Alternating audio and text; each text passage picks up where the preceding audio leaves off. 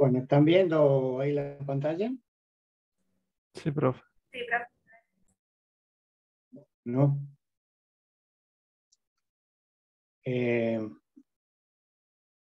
A ver, habiendo terminado el día lunes con las expresiones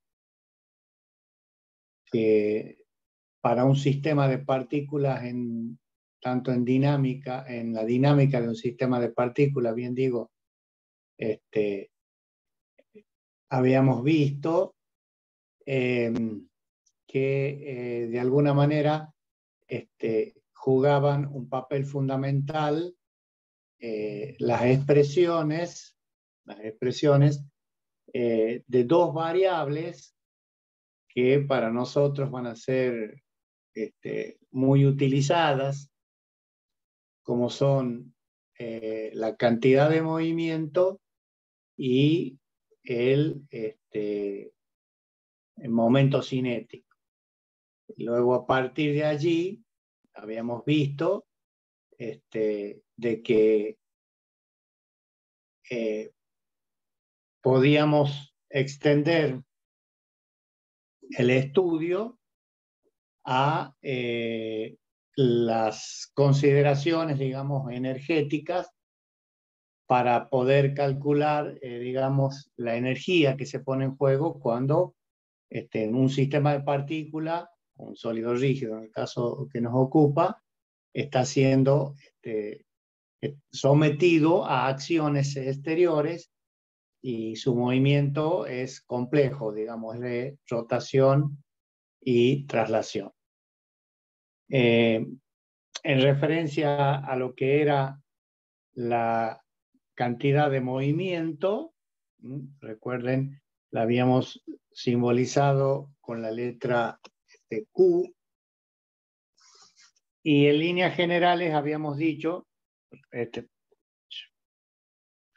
que era un vector. La cantidad de movimiento es un vector. ¿Por qué? Porque por definición nuestra era el producto de la masa por la velocidad.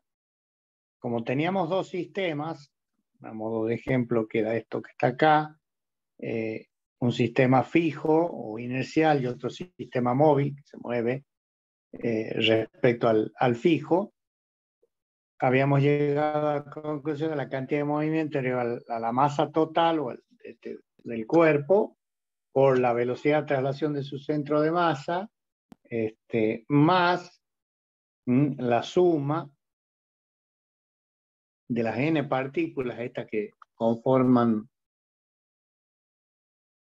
nuestro cuerpo, de las MI, digamos, porque son las masas, y acá aparecía el concepto de velocidad relativa, porque esta masa, de alguna manera, se movía con respecto al sistema móvil X y Z'.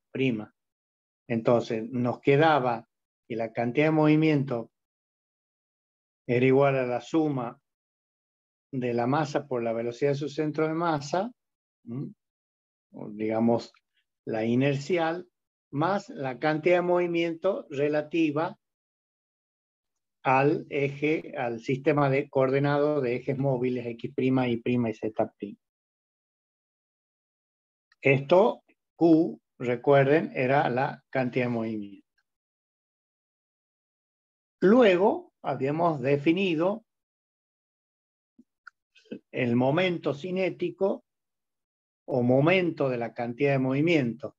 Si el vector, si el sistema de masas estaba rotando, era necesario considerar y analizar qué es lo que pasa cuando tenemos sometido nuestro sistema a una rotación y a una traslación. Entonces, habíamos determinado que ese momento cinético, que le llamamos L, y le habíamos denominado O sub 1 porque estaba tomado, reitero esto, respecto a la terna móvil, o sub 1, que es la terna móvil, nos resultaba que era igual al vector posición respecto del centro de masas G, RG, digamos, por la cantidad de movimiento de la masa del cuerpo por su velocidad de traslación. O sea, este eje está animado de una velocidad v sub 0,1, entonces esto es cantidad de movimiento Q y R es la posición respecto de nuestro sistema de referencia polo o sub 1 del centro de masas. Pero habíamos visto que había que agregarle, por el hecho de que el cuerpo estaba rotando, la cantidad de movimiento debida a la rotación. Y habíamos concluido de que eso era igual al producto de I, que era la matriz o tensor de inercia, que en este caso la tenemos expresada allí con esas dos rayitas, es una notación particular, digamos, esas dos rayitas superiores, puesto que nos indican que es una matriz cuadrada y es simétrica. Vendría a ser esta que estoy enmarcando yo acá. Entonces, el momento de la cantidad de movimiento era la masa del cuerpo por su velocidad de traslación, en definitiva, producto de la distancia del centro de masa respecto al punto sub 1, o digamos, la cantidad de movimiento, el momento de la cantidad de movimiento debido a la traslación, pero ahí aparece el vector posición RG para que me dé el momento, más el momento de la cantidad de movimiento debido a la rotación de la velocidad omega, precedida de ese vector, de esa matriz cuadrada y simétrica, que es el tensor de inercia. Si ustedes se fijan en esta expresión,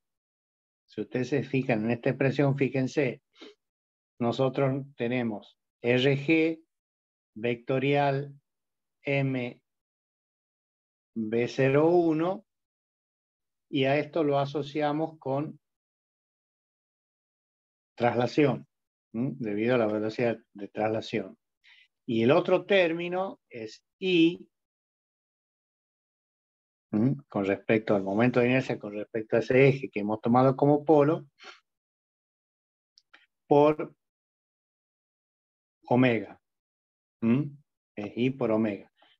Fíjense que este segundo miembro, que es debida a la rotación, nos está diciendo que en vez de la masa del cuerpo aparece el momento de inercia.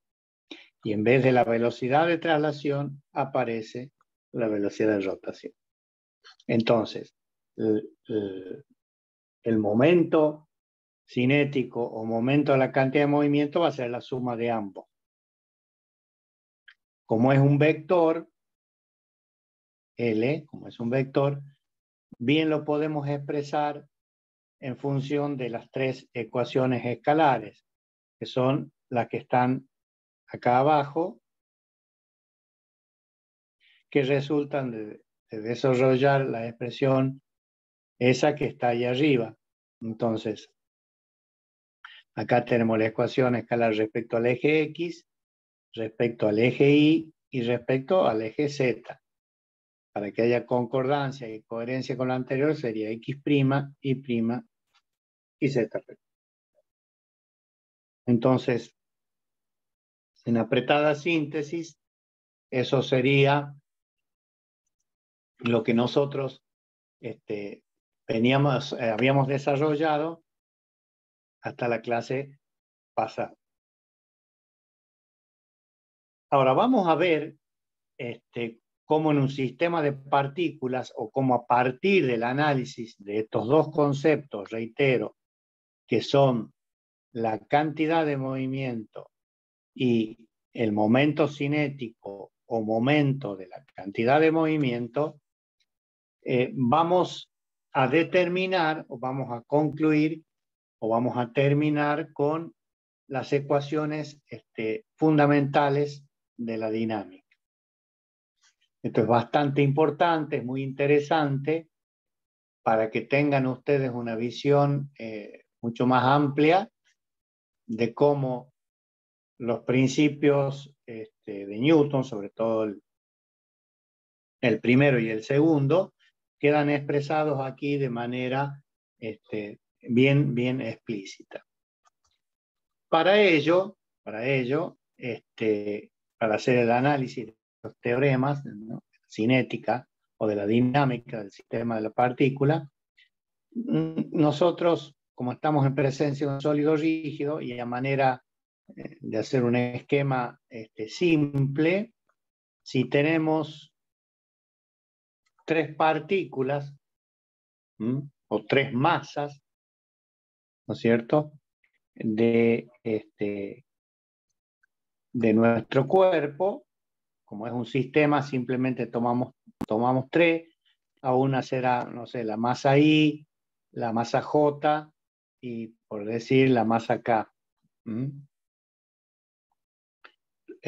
No significa, reitero, que estén alineadas con nada que ver con los versores IJK ni con el eje X y Z. Como nuestro sólido es rígido, está compuesto, fíjense, de fuerzas externas y de fuerzas internas. Por lo que la famosa ecuación de nuestro principio, suma de fuerzas, segundo principio, igual a masas por las aceleraciones, nosotros podemos poner, en vez de aceleraciones, podemos poner m y ponemos la derivada de b con respecto de t. Y nos quedaría expresada la misma ecuación. Pero le vamos ahora a prestar atención o vamos a analizar qué es lo que pasa con el primer miembro de la ecuación de Newton, de fuerza igual a masa por aceleración. Por las consideraciones que nosotros estamos haciendo acá y que nuestro sistema, ojo, está representado por un sólido rígido, las fuerzas interiores no tienen cabida. ¿Por qué? Porque al realizar la suma se anulan de a dos. Es decir, la de la masa I con la de la masa K y la de la masa K con la de la masa I. Así sucesivamente, la de la masa I con la de la masa J y la de la masa J con la masa K. Y esta es la parte, digamos, importante de las consideraciones teóricas que estamos realizando en función de que la distancia entre estas masas no debe variar o debe permanecer constante. Entonces, si alguna de estas fuerzas, la de la masa I hacia la masa J, reitero que puede ser llamarle, no sé, una F sub IJ, tiene que ser igual y opuesta a la F sub JI. ¿Para qué? Para que la distancia no varíe, porque si no se cumple este principio, el sólido no es rígido y se está deformando. Por lo tanto, en la suma de las fuerzas, que es lo que estamos analizando acá, en la suma de las fuerzas, ustedes ven que dice F sub I más F sub E. Siempre vamos a arrastrar la I, porque, les reitero, vamos a considerar una fuerza actuando en una masa I. La suma de todas las fuerzas para la I que va de 1 a N nos va a dar la masa total del cuerpo. Entonces, la suma de las fuerzas las ponemos como las interiores más las exteriores. Bueno, es igual a la masa por la aceleración, le damos el carácter de derivada de la velocidad con respecto al tiempo. Y bueno, acá hacemos en este análisis, hacemos que las fuerzas exteriores, por lo que habíamos visto al inicio de la dinámica, venía presentada por lo que son las fuerzas activas más las fuerzas reactivas. Las fuerzas activas son las fuerzas exteriores que está recibiendo en nuestro cuerpo, y las reactivas son las fuerzas que habíamos analizado que se presentaban según las condiciones de vínculo que podía, o restricciones al movimiento que podía tener nuestro cuerpo.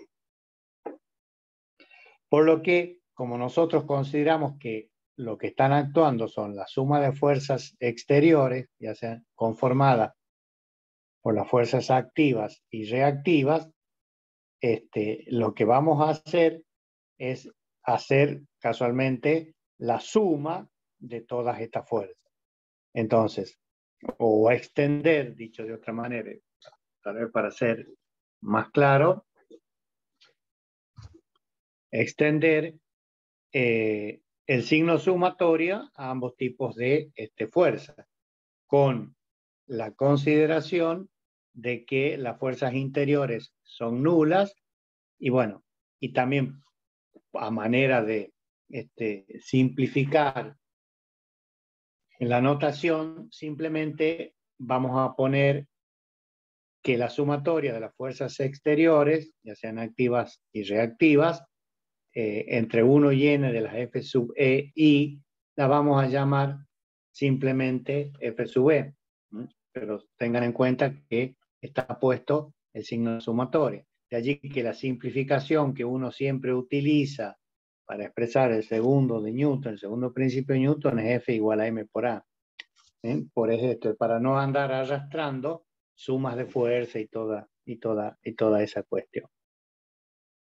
Pero siempre, nunca hay que perder vista que en principio habla de las resultantes de las fuerzas que actúan sobre el cuerpo. Entonces, reitero este concepto, como estamos en mecánica, en mecanismo, en sólido rígido, las internas son nulas. Entonces nos quedan únicamente las fuerzas externas. Del otro lado de la ecuación, de este lado ya tenemos las fuerzas externas, trabajar y poner, digamos, de alguna manera, el producto de la masa por la aceleración. Para ello lo que hacemos es sacar fuera del signo sumatoria la derivada con respecto del tiempo. ¿Por qué? Para poder únicamente asimilar el producto de la masa por la velocidad, el producto de la masa por la velocidad extendida a las n partículas, como la cantidad de movimiento. Entonces, nosotros sabemos de que, por definición, la cantidad de movimiento es el producto de la masa por la velocidad. Entonces, este signo sumatorio nos está dando la cantidad de movimiento.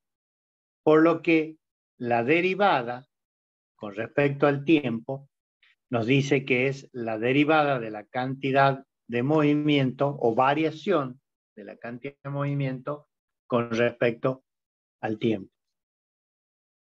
Y esta, para un sistema de masas y en dinámica, fíjense, es la ecuación de Newton, o la forma en que está expresado el segundo principio, que nos dice que la resultante de fuerzas aplicadas a un cuerpo tiene la misma dirección y el mismo sentido que el que ofrece la variación del vector cantidad de movimiento. Entonces, a partir de acá, de esta ecuación,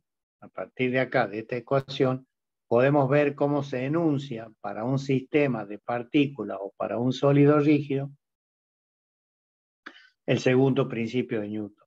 Así que las resultantes de la fuerza tienen siempre la misma dirección que la variación de la cantidad, la misma dirección y el mismo sentido. Reitero, esto es muy importante, porque la dirección la sacamos en función de la variación de la cantidad de movimiento, pero el sentido también es el mismo. El sentido también es el mismo porque el signo es el mismo. Fíjense, acá está positivo y acá está positivo. Es decir, que tienen la misma dirección y el mismo sentido. Entonces, si hay variación de cantidad de movimiento, es porque la resultante del otro lado de fuerzas actuando sobre el cuerpo, ¿no es cierto?, nos da que es distinta de cero. Entonces, si las sumas exteriores nos dan distinta de cero, necesariamente hay una resultante actuando. ¿Por qué? Porque el cuerpo reacciona a esa acción con una variación de la cantidad de movimiento.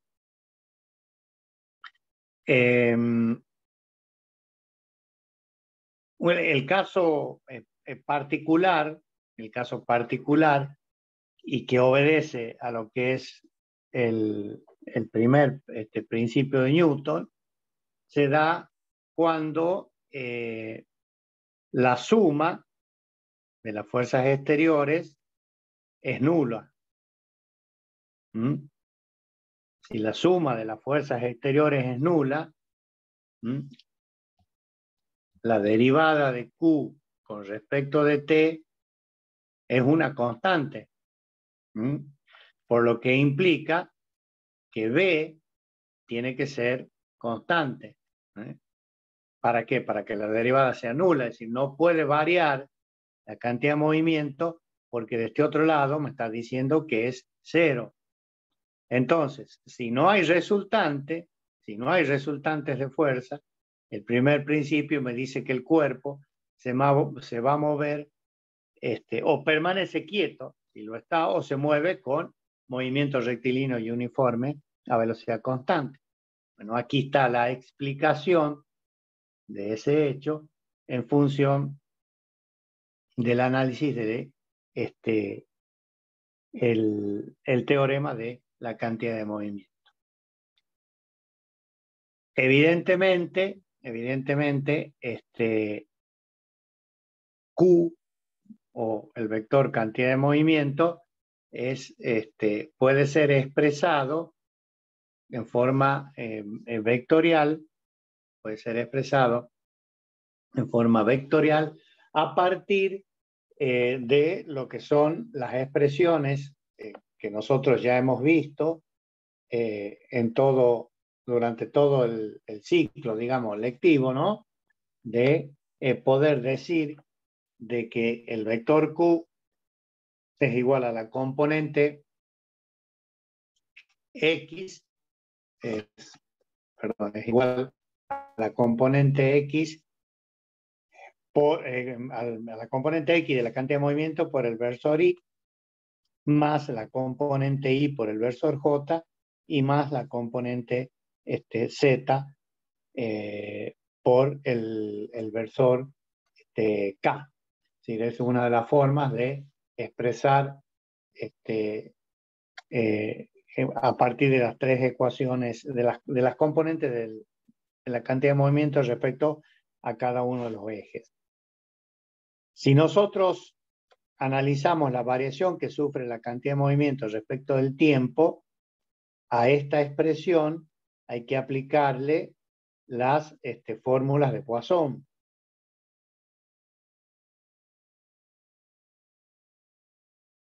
Puesto que estamos ante el producto de dos, la derivada de un producto. Entonces, era la derivada de Q con respecto a T por el versor. Lo mismo hacíamos Q con respecto a I por el versor. Y acá poníamos la cantidad de movimiento por la derivada del versor. Con respecto de I, con respecto de J y con respecto de K. Entonces,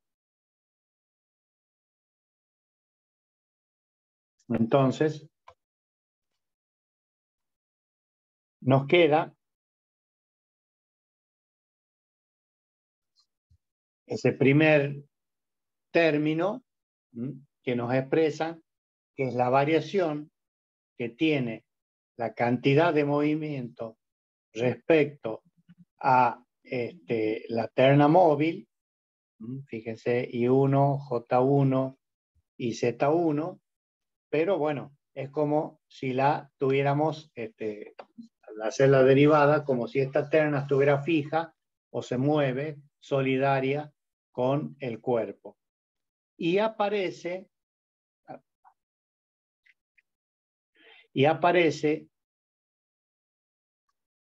un segundo término, en donde, como dije recién, aplicada la fórmula de Poisson en este segundo término, las derivadas de estos versores respecto del tiempo a nosotros nos dan el vector rotación omega vectorial el versor. Entonces, este miembro, en definitiva, si lo ponemos acá, nos va a quedar que es Q, ¿verdad? Por omega, vectorial I más omega vectorial J más omega vectorial K. Entonces, lo podemos poner como omega vectorial Q. Entonces, nos queda a nosotros que la variación de la cantidad de movimiento respecto del tiempo es igual a la suma de dos términos. La variación de la cantidad de movimiento respecto del tiempo para la terna que se está moviendo, más omega vectorial Q. Es decir, más el producto de la velocidad de rotación vectorial la cantidad de movimiento.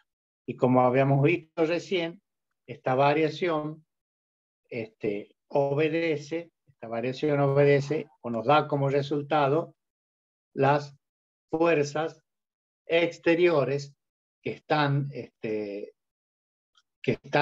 actuando sobre nuestro sistema. Es obvio que a este término nosotros no lo vamos a considerar si eventualmente el cuerpo no posee velocidades de rotación y se está trasladando, que es lo que normalmente ocurre en la resolución de los problemas en los que interviene únicamente la traslación. Caso contrario, hay que resolver este segundo término, que es el que obedece a la aparición del vector de rotación o la influencia que tiene el vector de rotación para la suma de las fuerzas exteriores. ¿Y esto por qué obedece, digamos? Porque la aplicación de cualquier fuerza exterior con respecto al centro de masa G, de alguna manera hace que el cuerpo se traslade, pero también rote, porque esto está produciendo un momento que es F exterior por E. Entonces, esa velocidad de rotación omega, hay que analizarla para la variación de la cantidad de movimiento. Sería muy distinto, que es lo que yo les acabo de decir, a ver si podemos cambiar de color, para que quede claro, si a esta fuerza, en vez de pasar por allí, la hacemos pasar por allí. Es decir, pasa por el centro de masas o baricentro, por lo tanto, no hay momento y el cuerpo únicamente tiene una traslación. Entonces, este sería lo que es el teorema de la cantidad de movimiento aplicado a un cuerpo que está sometido a un sistema de fuerzas exteriores. Reitero, porque nuestra hipótesis a lo largo de toda la materia ha sido que nuestro sólido rígido es indeformable, por lo que las distancias entre las distintas partículas del cuerpo permanece constante. Lo que quisiera que queden claro es esta fórmula como fórmula general, recuerden, y dentro de ella la fórmula, esta que está a la izquierda, como que las resultantes de las fuerzas que actúan en el cuerpo es igual a la variación de la cantidad de movimiento. Y si las resultantes son nulas, acá no hay variación, por lo tanto el cuerpo o bien no tiene aplicada fuerza y se mueve con una velocidad constante, es decir, porque la derivada de Q con respecto de T es M, derivada de B con respecto a T, y si esto es constante, la velocidad, la única manera es que B sea constante. Así que el movimiento del cuerpo es un movimiento rectilíneo. Entonces, analizado el caso de la cantidad de movimiento, veamos a qué nos lleva el análisis de la variación del momento cinético con respecto al tiempo. Si la variación, esto es importante, si la variación de la cantidad de movimiento respecto del tiempo me dio la resultante exterior, es obvio que la variación de la cantidad de movimiento con respecto al tiempo me dé los momentos exteriores. ¿Por qué? Porque estamos hablando de momento de la cantidad de movimiento. Estamos hablando de momento de la cantidad de movimiento. Pero nosotros, adelantándome un poquito, tenemos que llegar a esto por una simple analogía. Si en la traslación la variación de la cantidad de movimiento nos da la resultante, en una rotación la variación del momento cinético o momento de la cantidad de movimiento nos tiene que dar los momentos exteriores. ¿Cómo lo podemos ver a eso? De una manera clara, ¿no es cierto?, para su análisis. Lo primero que tenemos que hacer es, reitero, como estamos hablando de momento, tomamos nuestro sistema O1, es el punto que nosotros elegimos arbitrariamente como polo o centro de reducción. Bueno, aplicamos el concepto visto para un sistema de partículas de momento, la cantidad de movimiento, o sea, RI, MI, B sub I. Y bueno, está allí, como pueden leer ustedes o analizar ahí, que RI es el vector posición a la que se encuentra la masa I a partir de nuestro polo o centro de reducción. Como estamos analizando, bien decíamos recién, la variación temporal que sufre el momento de la cantidad de movimiento, lo que tenemos que hacer es derivar. Entonces, derivamos la cantidad de movimiento con respecto al tiempo. Si derivamos a la izquierda, también debemos hacerlo a la derecha. Entonces acá nos queda que es igual a la sumatoria, entre 1 y n, de la derivada del vector posición con respecto al tiempo, vectorial MI B sub I, más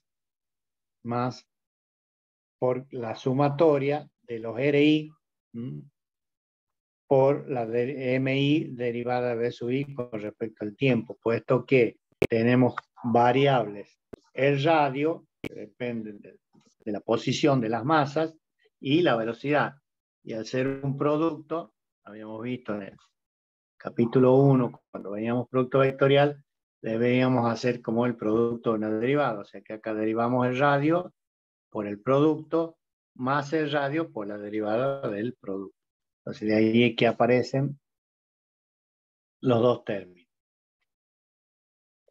La derivada del vector posición con respecto al tiempo nos da a nosotros la velocidad relativa que tiene nuestro sistema. Puesto que es, recuerden que la velocidad, en realidad v sub 0,1,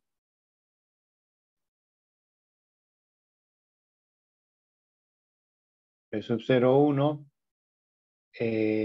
a ver, es igual, bien digo, a v sub 0,1 es igual a v sub i más v sub RI. Es decir, la velocidad del polo del centro de masa es la velocidad de la masa más la velocidad de la masa I respecto al sistema móvil. Por lo que la velocidad v sub i es v sub RI menos v sub 0,1. O sea que esto, la derivada del vector posición R sub i con respecto al tiempo, nos da la velocidad relativa de la masa m sub i respecto de la terna móvil. Entonces eso se llama velocidad relativa. Por definición es la velocidad relativa. Entonces, haciendo estas consideraciones y entrando a la tercera fila, vemos que nos queda la suma de v sub i, que es esta, en vez de v sub i, vectorial mi v sub i, menos, por este signo menos, la suma de los v sub 0,1, que es esta, por vectorial mi v sub i. O sea que hemos resuelto ese primer sumando del segundo miembro, puesto que la derivada de v sub RI es v sub i menos v sub 0,1. Bueno, acá está. Esto vendría a ser derivada de sub RI con respecto a t, pero multiplicada por mi. Nos queda de esta manera. Y este término, bueno, queda como está.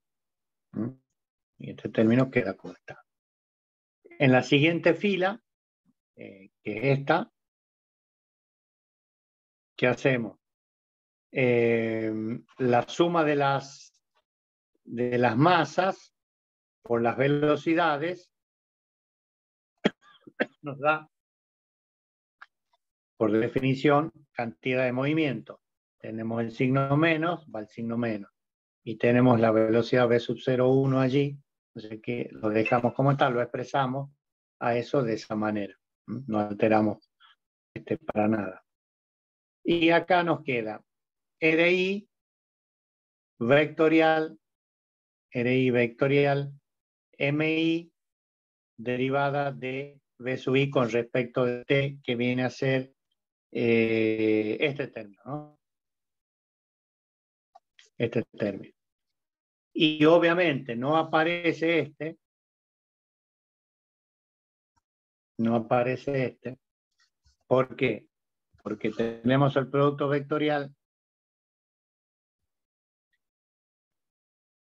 y ahí hay filas proporcionales. O sea que al resolver eso, se nos anula. Entonces, nos queda como miembros participantes este y este.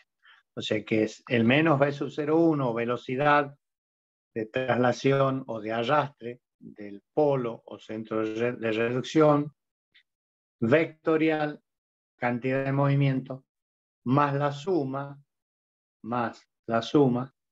de los RI,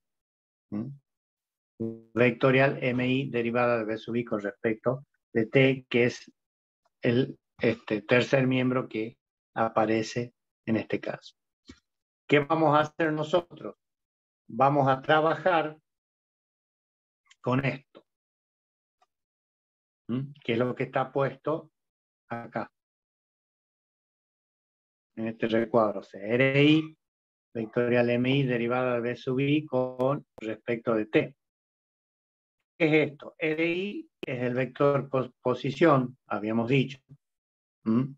de la masa I respecto al polo O sub 1. Y MI, derivada de B con respecto de T, lo podemos poner como FI, por lo que hemos visto en la filmina cuadrada, en la filmina anterior. En la filmina anterior. Entonces acá, fíjense, nos queda RI vectorial FI. Y habíamos visto, volviendo un paso para atrás, que las fuerzas eran igual a la suma de las fuerzas exteriores más las fuerzas interiores.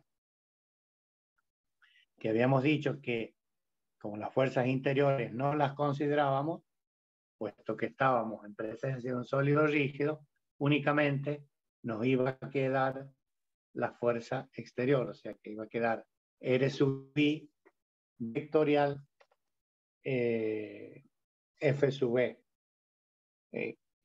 Entonces, en la expresión que está escrita más abajo, acá, la última,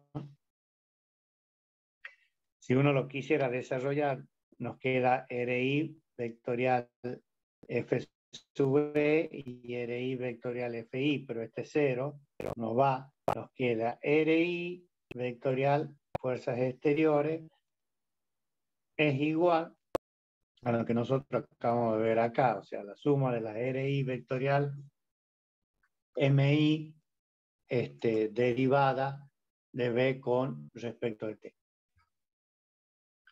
Bueno, tenemos el producto vectorial de una fuerza por una distancia, a eso, o sea, al RI, por si no se ve bien ahí, F sub E, lo vamos a considerar como los momentos exteriores respecto a 0,1, porque es, fíjense, una distancia por una fuerza.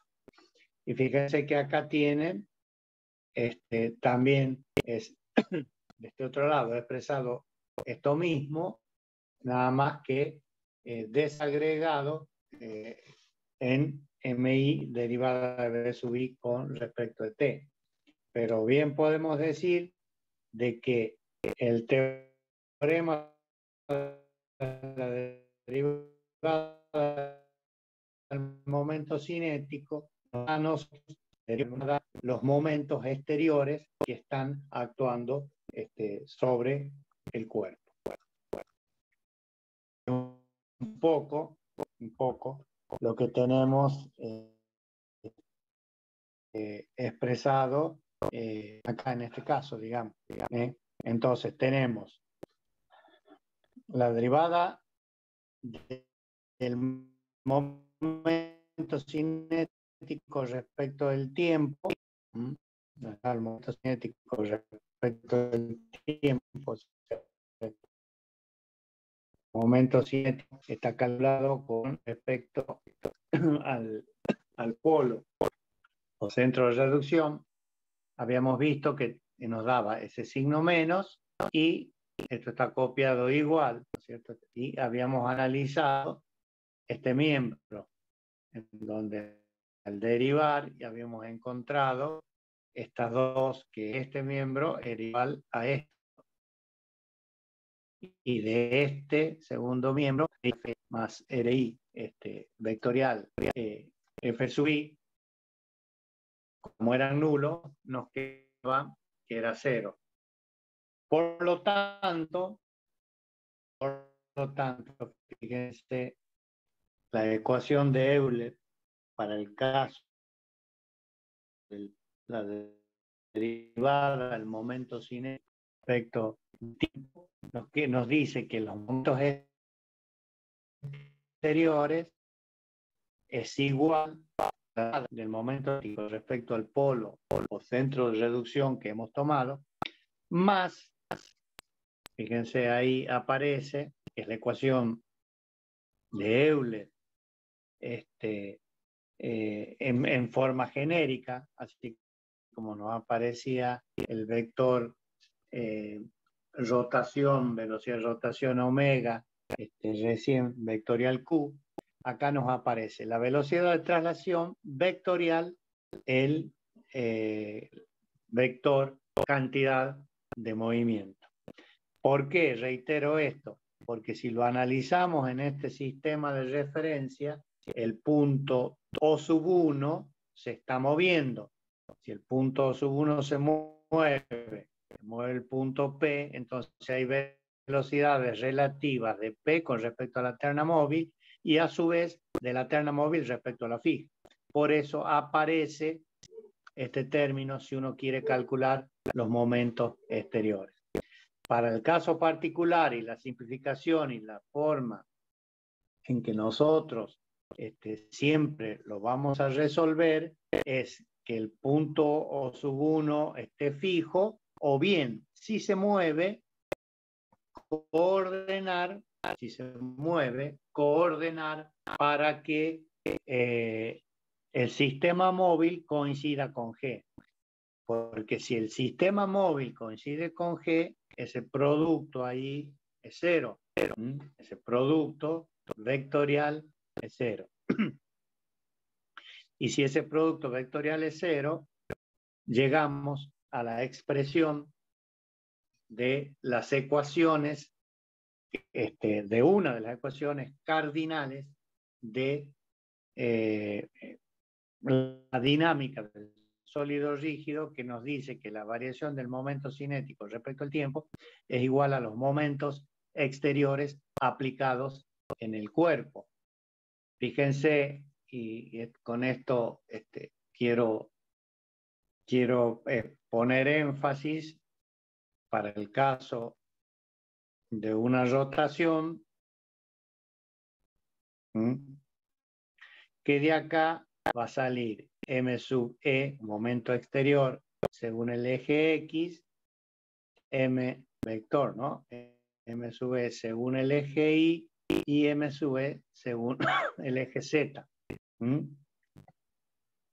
Porque este vector podrá tener en líneas generales las componentes según cada uno de los ejes, en forma general.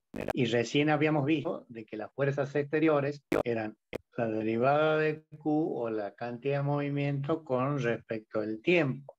Por lo que acá va a haber F sub X, F sub Y y F sub Z. Entonces quedan planteadas tres ecuaciones en traslación y tres ecuaciones en rotación. Entonces, en líneas generales, acá están puestas las 6 ecuaciones que se necesitan para dejar definitivamente establecido o aclarado el movimiento de un sólido rígido en el espacio. 3 traslaciones más 3 rotaciones. Esas son las 6 ecuaciones que linealmente independiente, de forma independiente, plantear incógnitas, que es otra manera, reitero, de ver y de analizar los teoremas de la dinámica a partir de las variaciones que se nos presentan, a partir de las variaciones que se nos presentan en las cantidades de movimiento y el momento de la cantidad de movimiento. Esto un poco lo había expresado acá, ¿no? Fíjense, el momento cinético, si tomamos O coincidente con G para que cancelar, digamos, el segundo vector de la velocidad vectorial, la cantidad de movimiento, nos dan los momentos exteriores según el eje X, los momentos exteriores según el eje Y y los momentos exteriores según el eje Z. Para terminar, y dejar acá planteado para que la próxima clase ya veamos en forma independiente ya el último tema, el último capítulo, que es la cinética, la dinámica del sólido rígido en 3 dimensiones, que va a ser aplicar todas estas consideraciones y ya ver cómo influye la forma del cuerpo en la dinámica. Previo a eso, deberíamos poder expresar qué es lo que pasa con las energías, de la misma manera que lo hicimos en la dinámica de la partícula. Tenemos fuerzas y tenemos momentos. Por lo tanto, hay energías puestas en juego, puesto que hay velocidades de traslación y velocidades de rotación. Lo que nos dice el teorema de las fuerzas vivas es que el trabajo sobre las partículas, ¿no es cierto?, sobre todas las fuerzas que hay sobre las partículas, del otro lado se traduce en una variación de la energía cinética. En líneas generales, el teorema de la fuerza habla de fuerzas interiores y exteriores, pero para nosotros las interiores son nulas, puesto que se anulan de a dos, y no las vamos a considerar porque estamos con la hipótesis del sólido rígido. O sea que aplicamos la misma ecuación que tenemos para el análisis dinámico de una partícula. Fíjense, es la fuerza por la velocidad, la fuerza exterior por la velocidad de traslación y el momento exterior, fíjense, siempre referenciado al polo o centro de reducción por la velocidad de rotación. Y obviamente, como estamos en presencia de la energía, es la potencia, porque esto hemos dicho que era potencia en traslación, más la potencia en rotación por el tiempo. ¿Para qué? Para que nos dé el famoso considerando de la energía. Entonces, la variación de energía, como viene dada para nosotros, como la energía cinética de traslación, más la energía cinética en rotación. O sea, la energía cinética en traslación más la energía cinética en rotación. Y a este término, que lo habíamos llamado, si el punto O1 no coincidía con el centro de masa, le hemos llamado fuerzas vivas. Le habíamos llamado fuerza viva. Entonces, por el principio de conservación, sabemos que todo trabajo exterior o variación energética exterior es igual a la variación energética que actúa de energía cinética interior, o sea, una cosa influye en la otra. Entonces, por el principio de conservación que tenemos planteado más arriba, ahí, bueno, ponemos la energía que tenemos en traslación más la energía de rotación, y acá tenemos las variaciones energéticas que se corresponden con esos valores, ¿no? A partir de esto, bueno, lo que habíamos dicho recién, si a la energía la dividimos en tiempo, obtenemos la potencia. Esto vendría a ser de considerar la potencia total, que va a ser igual, lo reitero acá, a la potencia en traslación más la potencia en rotación. Y bueno, volvemos a caer en lo mismo. Si no existe traslación o no existe rotación, alguna de estas puede ser cero. pero lo importante que a mí me gustaría que quede ya como algo fundamental es, primero, si estamos en traslación, en mecánica, la potencia es el producto de la fuerza exterior por la velocidad que adquiere nuestro cuerpo. Y si el cuerpo está rotando, la potencia en rotación, tenemos que reemplazar las fuerzas exteriores por el momento exterior. Y tenemos que reemplazar la velocidad de traslación por la velocidad de rotación. Entonces, estos conceptos, ténganlos presentes porque los van a empezar a utilizar bastante en materias en los cursos posteriores, en elementos de máquina, para calcular las potencias que transmiten una correa, una polea, una cinta transportadora, y son muy importantes y no podemos andar dudando en mecánica de estas fórmulas que son bastante sencillas y las tenemos que tener en claro.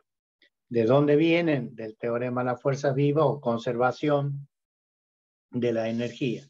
Así que el trabajo exterior se transforma, o el trabajo que realizan las fuerzas se transforma en una variación de energía y viceversa. Una variación de energía se transforma en trabajo. Esto lo vamos a ver bien, una aplicación muy, muy concreta en el año que viene en máquinas de fluido,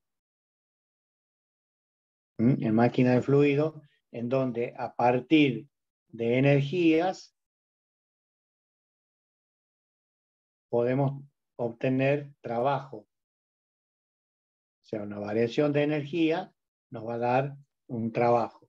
O bien, a partir de realizar un trabajo podemos obtener cierta energía. O sea, esto es ida y vuelta, digamos. La vamos a ver en el caso de bombas, muy, muy clarito, y en el caso de turbinas. Entonces van a ser de aplicación estas consideraciones que estamos haciendo ahora. Es más, vamos a calcular la potencia de las máquinas utilizando esta forma. Con esto, digamos, daríamos por terminado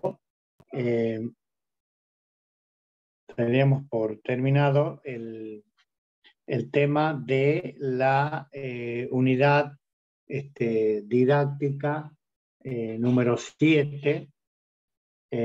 Nos quedaría por ver, pero no me gustaría voy a tener que cortar, me están quedando 20 minutos, o sea, no me va a alcanzar a dar el tiempo a dar, está el ingeniero Caballero, ya está, sí, el ingeniero Caballero.